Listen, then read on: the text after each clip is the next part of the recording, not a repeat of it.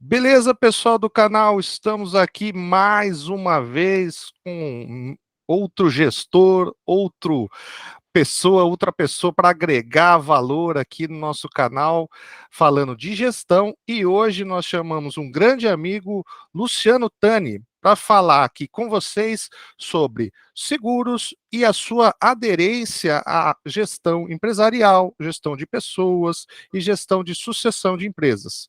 Boa tarde, Lu. É com você. Tudo bem, pessoal? Como é que você está, André? Primeiro, mais uma vez, meu amigo, obrigado pelo convite aqui, um privilégio estar aqui com você, cara, e sua audiência. Eu espero, de alguma maneira, aqui, agregar um pouquinho nesse bate-papo aqui para falar sobre gestão, né? Muito bacana, viu, André? É isso aí, Lu. Obrigado você pela oportunidade, pelo apoio. E o canal vai ser embasado nos amigos. E aí a gente vai criando volta aí. Então, tá bom. Posso ir falando aqui, né, André? Falar um pouquinho sobre o meu trabalho, né? Então, deixa eu me apresentar para vocês aqui, gente. Como o André já falou, meu nome é Luciano Tani, eu sou especialista nessa parte de gerenciamento de riscos pessoais, a parte também de investimentos através de planos de previdência, seja ela pessoal, pessoa física, ou um assunto muito bacana da parte da gestão, são os planos de previdência empresariais. Sabe de uma coisa, André? O que a gente percebe é que o plano de previdência empresarial, quase todas as grandes empresas que a gente conhece, que talvez você conheça, as empresas fornecem planos de previdência empresarial, né? E qual que é o motivo? Além de ser um grande benefício também para o funcionário, além de ter uma retenção de talentos muito grande, um plano de previdência ele também tem um benefício extraordinário para a empresa, que é o benefício fiscal. Um plano de previdência empresarial para as empresas que estão enquadradas no lucro real, tá, gente? A empresa pode abater como despesa operacional. Então, assim, esse papo de plano de previdência empresarial e outros assuntos que eu vou abordar com vocês, ele traz realmente uma aderência muito grande porque você coloca dinheiro no bolso do proprietário da empresa, sabe? E isso é muito legal, além do que eu já falei, de gerar benefícios de retenção de talentos, como benefício para a empresa também. Muitas empresas também optam por fazer até ao invés de dar aumento dos salários, porque lembra, né? Os benefícios não sofrem ali, ele não entra como salário, são benefícios, né? E a empresa acaba também economizando em impostos com isso. Então ela economiza de dois lados. Ao invés de dar um aumento para o funcionário, ela pode dar um plano de previdência e, além disso, abate o que ela paga para o funcionário como despesa empresarial, despesa operacional, desculpa, trazendo grandes vantagens para a empresa. É um exercício muito simples, André. É só pensar em qualquer grande empresa de grande porte que não fornece previdência empresarial para os seus funcionários.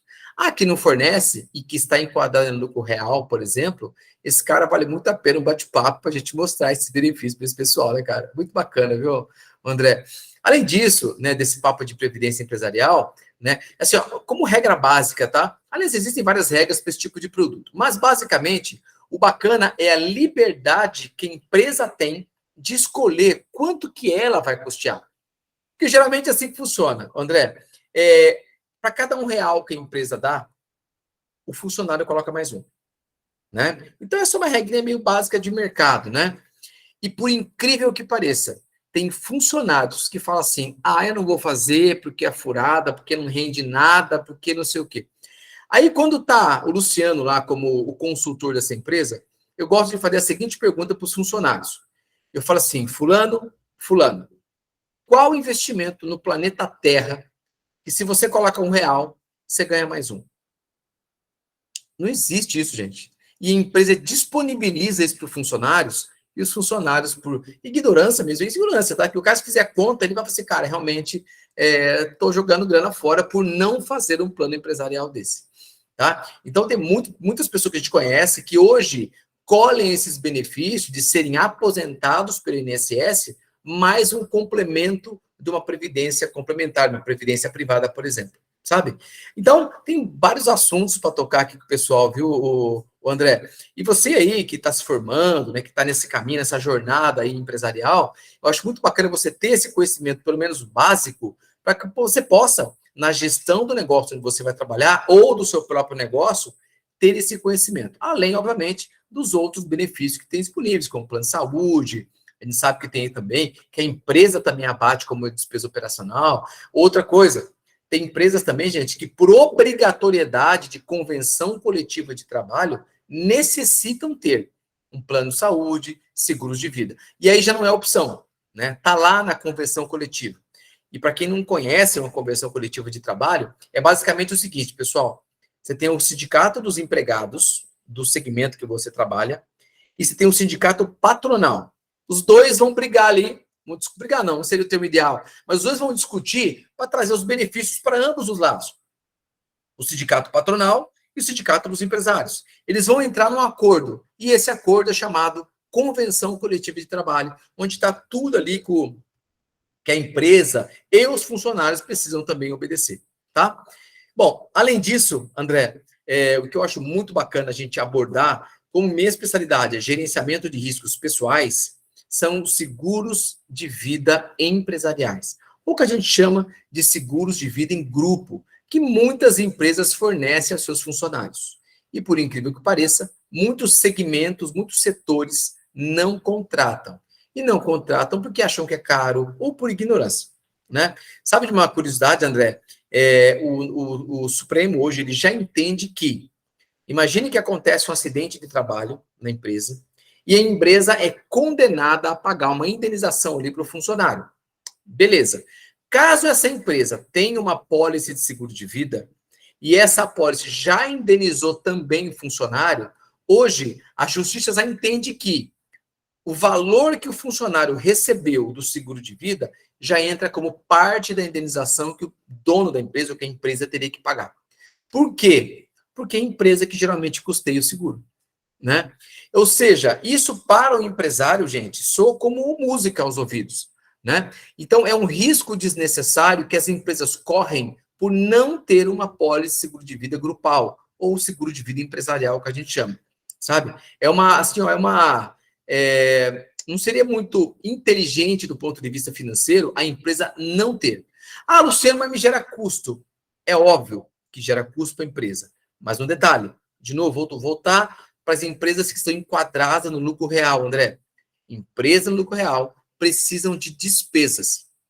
E o seguro de vida é uma despesa muito inteligente para que as empresas tenham. E outro detalhe importante, André, seguros de vida, gente, a gente pensa que é só para morte ou para invalidez, né? A gente só pensa que vai usar o seguro ou quando o cara morrer, né? Ou para quando ele ficar inválido. Muito pelo contrário. Eu compararia, André, com uma ponta de um iceberg. Você imagina um iceberg? A pontinha do iceberg, gente, é cobertura por morte. Lá embaixo, existem coberturas que vão proteger as pessoas ao longo da vida dela, como, por exemplo, uma cobertura por invalidez permanente, uma internação em hospital. Se a pessoa fica internada no hospital, André, recebe ali um valor por cada dia que ela estiver internada no hospital. Quer ver outra coisa muito bacana? Diagnóstico de uma doença grave. Imagina você aí que está me assistindo, né? Com certeza você conhece pessoas da sua família ou amigos que já passaram por um diagnóstico de uma doença grave, um câncer, um infarto, um AVC.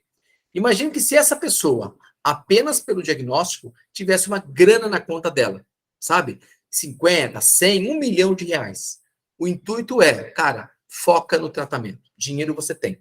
Foca no tratamento da sua doença. Trazer dignidade, tranquilidade para aquela família. Além disso, seguros para proteção de renda, caso o cidadão se afaste por um acidente ou por uma doença, sabe? Seguros para cirurgia, seguro funeral. Então, são uma infinidade de produtos financeiros que o cidadão tem para usar durante a vida dele, sabe? E não apenas na morte, como a grande maioria pensa, né, que são seguros de vida, né? Existe um estudo, André, só para compartilhar com vocês, americano, onde diz o seguinte: 68% dos americanos acreditam que o seguro custa 3 vezes mais do que ele realmente é.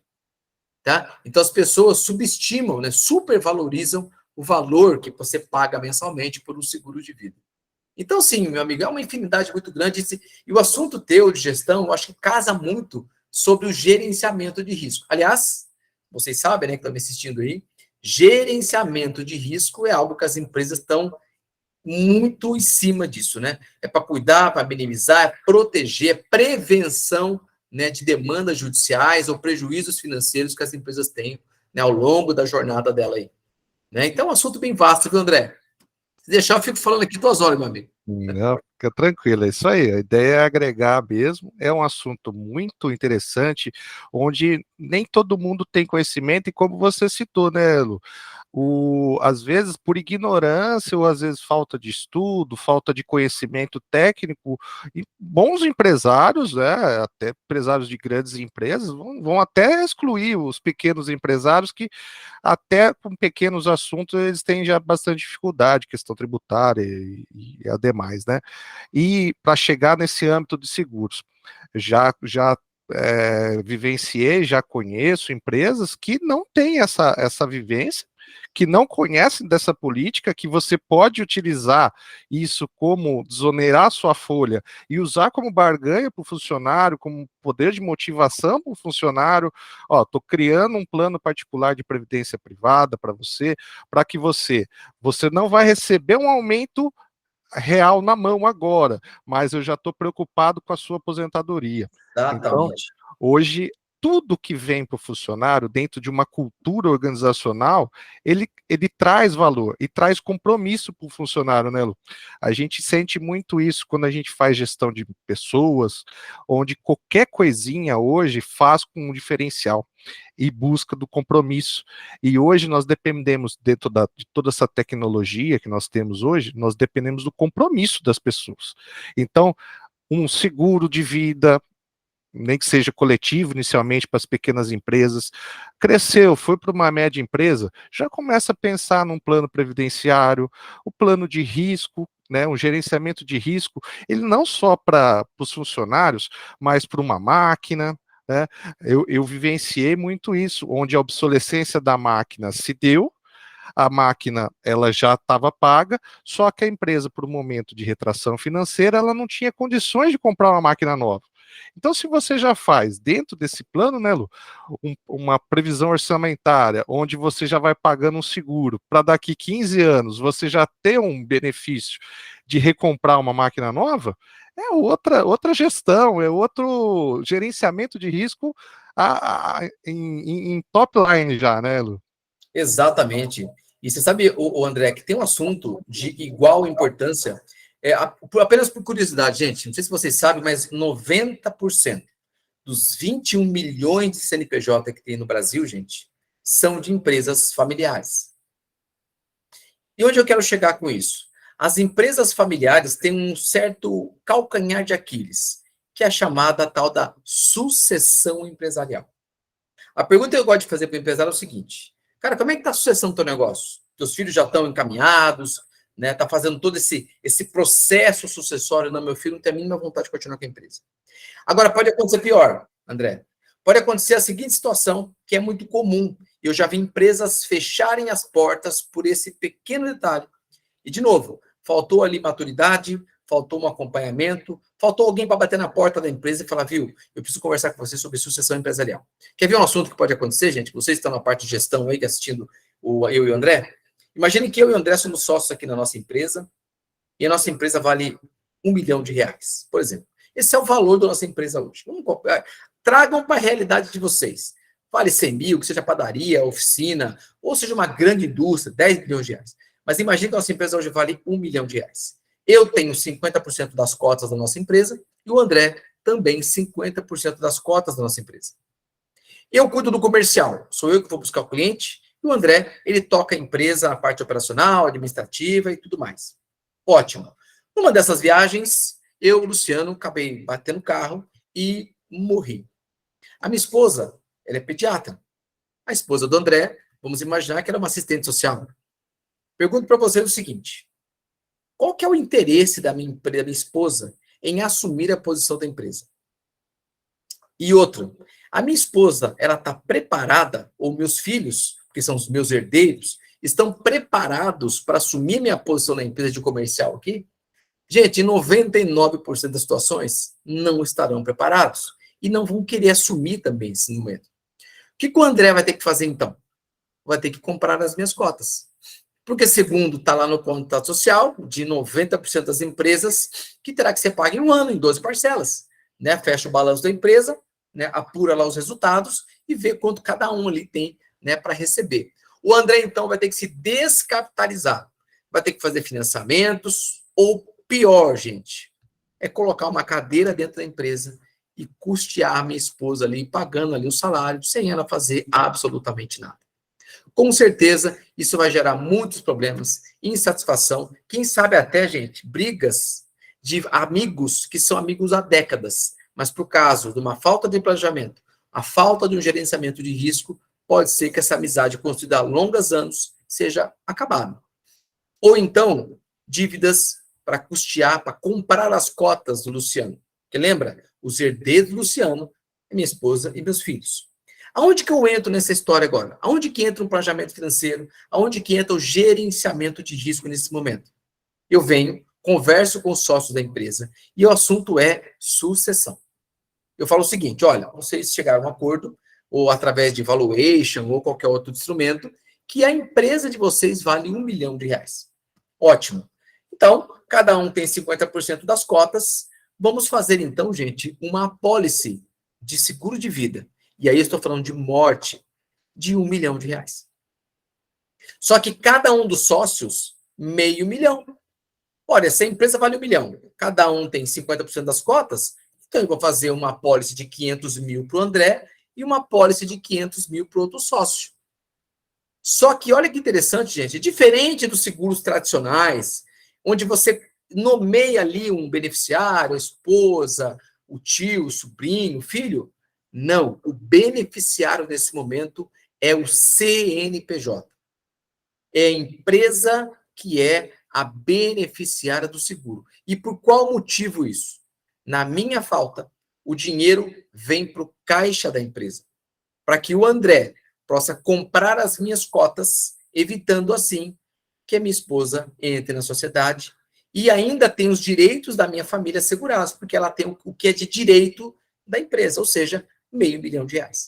Então, todos ganham com isso. A empresa custeia o seguro, o André vai ficar contente, porque o André vai ter dinheiro para contratar, talvez, um homem-chave na empresa, um alto executivo, né, que ele vai ter que investir para isso, vai poder, inclusive, com esse dinheiro, quitar financiamentos antigamente assumidos, enquanto a gente estava sócio, e tudo mais. Então, esse tipo de procedimento, ele não vou falar que ele resolve, mas ele minimiza 90% das situações tendo uma empresa, sabe? Dá tranquilidade para o André, para seguir a empresa, garantir a perenidade da empresa e tudo mais. E, se for empresa de lucro real, ainda bate como despesa operacional.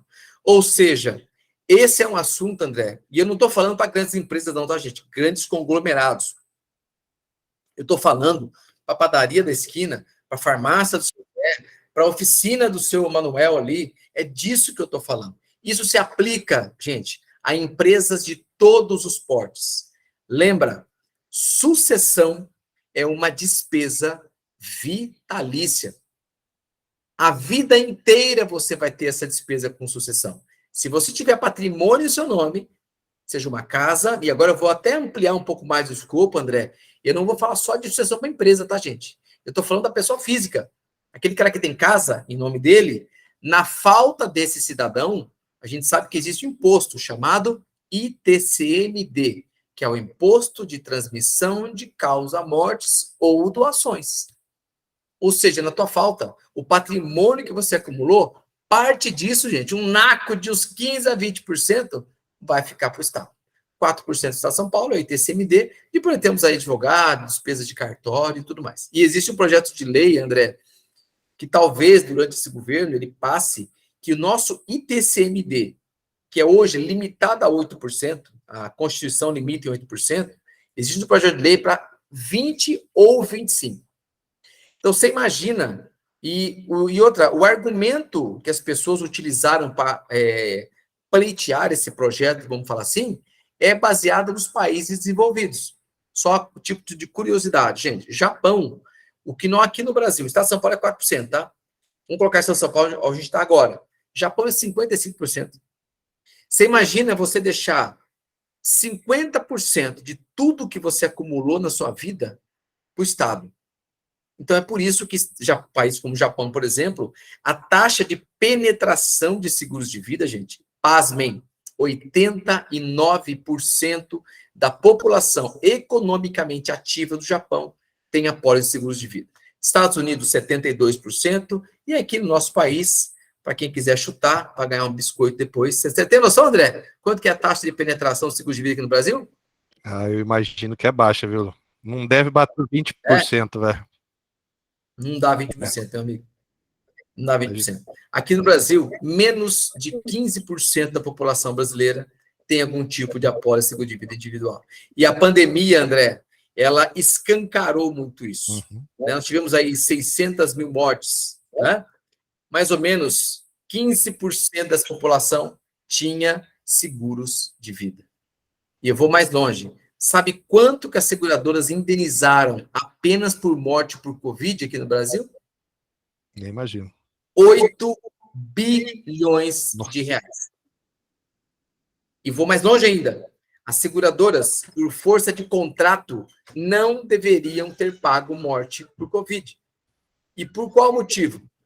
Covid é uma pandemia. E Uhum. pandemia não tem cobertura nos contratos de seguros de vida. Mas as seguradoras aqui no Brasil, por liberalidade, disseram: eu vou pagar Covid. Ou seja, todas as seguradoras em 2020 fecharam, cara, um rombo bilionário, porque indenizaram algo que não estava nos cálculos, né, atuariais de uma seguradora, sabe? Então, foram 8 bilhões que foram injetados na economia dos 15% apenas que tinham algum tipo de seguro de vida. Olha que legal isso. Né? Então, esse nosso trabalho, André, de planejamento financeiro, gerenciamento de riscos pessoais, eu falo que é um trabalho social muito grande, sabe?